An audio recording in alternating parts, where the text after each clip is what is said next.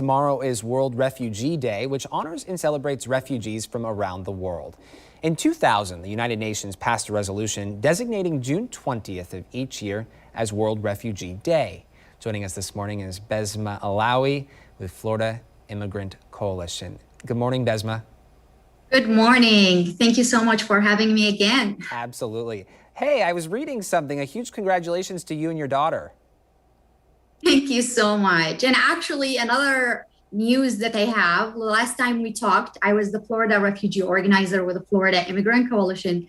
And today I am the national campaign manager for We Are All America. So my work is expanding to more than 23 states to organize the refugees, and hopefully we could get more wins in years to come. And before we talk more about that, what was the award your daughter received?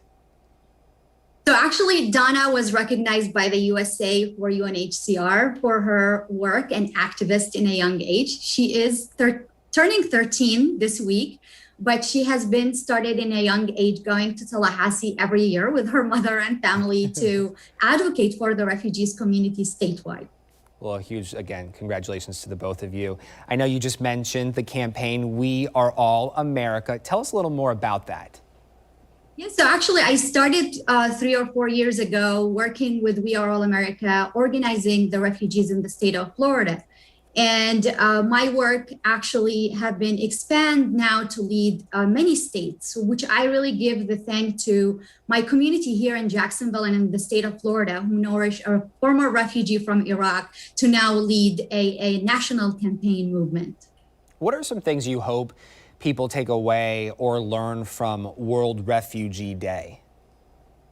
Definitely. So I want to share that this weekend is really special for us. So this weekend we are celebrating the U.S. legacy of welcoming and looks to the future of refuge in our country, a future which is necessarily more inclusive, compassionate, and equitable. But we also are celebrating Juneteenth, which serves as a reminder of the work that still remains to challenge anti-Blackness in ways that, despite the ending of slavery in the U.S., equality and justice remain elusive for many.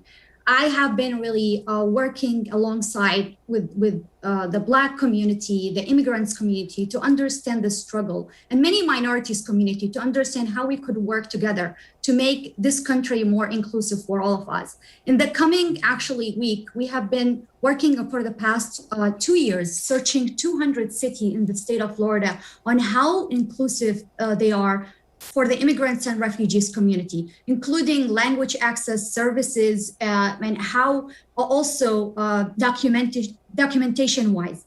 And this report over 200 cities will be shared in 2 days expo next weekend. So I invite people, while are actually many states like Oregon and California celebrating big wins, we are still in the state of Florida learning about our communities and how to become good neighbors to each other. So I invite people really to learn about the state of Florida, the immigrants and refugees who live in the state of Florida, but also how we could be more inclusive to our communities. And Basma, really quick, can you define what a refugee is and what an immigrant is, and the similarities and the differences among the two?